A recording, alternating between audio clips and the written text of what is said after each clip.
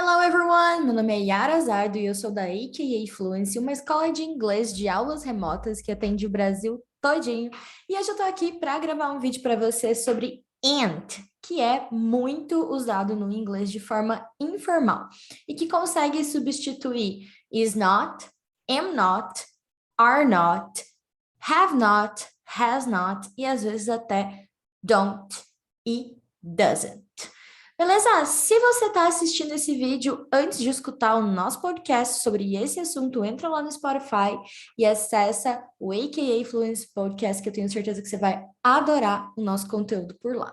Bom, vou direto ao assunto, a gente vai começar a explicar agora o AND. Para poder fazer isso, eu vou compartilhar a tela aqui com vocês. Tá carregando, agora foi. Bom, então o AND, né? Como que ele funciona? Primeira coisa, a gente tem algumas frases aqui. A primeira é There Ain't No Rest for the Wicked, que é uma música do Cage the Elephant. Se você quiser, você pode ir lá escutar. Depois também voltar aqui para esse vídeo. Depois a gente tem And Ain't Nothing in This World for Free, que também está na mesma música. E aí um exemplo aqui, There Ain't Nothing for Me. Todos esses exemplos aqui a gente fala sobre eles também lá no podcast da AKA. Bom, primeira coisa que a gente vai fazer aqui vai ser destacar o ain't, que é o assunto principal do nosso podcast aqui. Então, ain't e ain't. Depois a gente vai marcar os subjects, ou o que tem papel de subject aqui. Aqui não tem. Aqui tem. E agora os verbs, né? There ain't no rest. Bom, aqui é o is not. Aqui vai ser também. E aqui é a mesma coisa. Bom, certinho. Olha só. Na primeira frase, there ain't no rest for the wicked, a gente tem o ain't substituindo is plus not. Certo? Então, is plus not.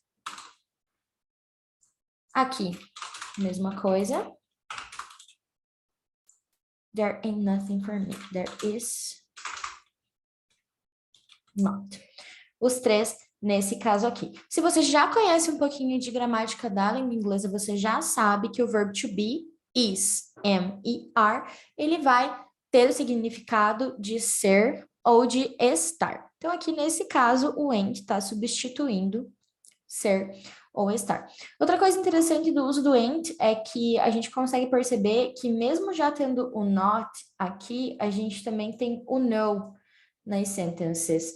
Bom, isso significa que o and, ele não segue uma regra gramatical que, pelo menos aqui na escola a gente fala muito, que não tem dupla negativa, não tem dupla terceira pessoa, né? Não tem duplo passado, por exemplo, nas frases quando o verbo está relacionado com o mesmo sujeito. No caso do and, tem dupla negativa nas frases? Sim, porque a gente tem o is plus not com o no ali, né? No rest, nothing e nothing. Beleza? Bora para a próxima tela com mais sentences, exemplo aqui para vocês. You ain't seen nothing yet. Isso aqui é uma expressão. 2 out of 3 ain't bad. If it ain't broke, don't fix it. Para vocês conseguirem ver um pouquinho mais sobre a tradução, recomendo que vocês assistam o nosso podcast. Nele, o teacher Renato traz essas expressions, né? E explica um pouquinho. Depois aqui, I ain't going to the party with you. Então, o ain't aqui e o I como subject. Depois, any truth. Any the truth. I ain't e I ain't.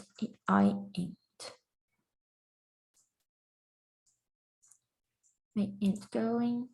I ain't hungry right now. Então, aqui a gente tem como I ain't going to the party with you. I am not going.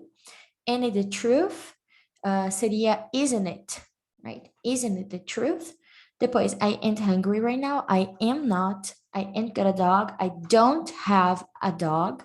I ain't going to the beach this weekend. I am not going to the beach this weekend. Aqui são alguns exemplos.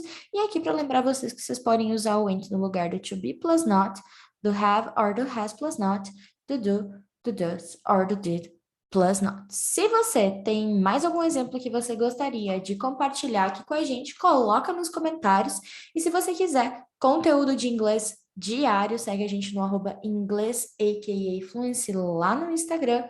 Entra no nosso Spotify, confere o nosso podcast e, claro, assista os nossos outros vídeos também. That's it for Ain't. If you have any questions, you can ask us. Então, se você tem alguma pergunta, você pode perguntar para nós. É isso. Thank you very much. Bye, bye.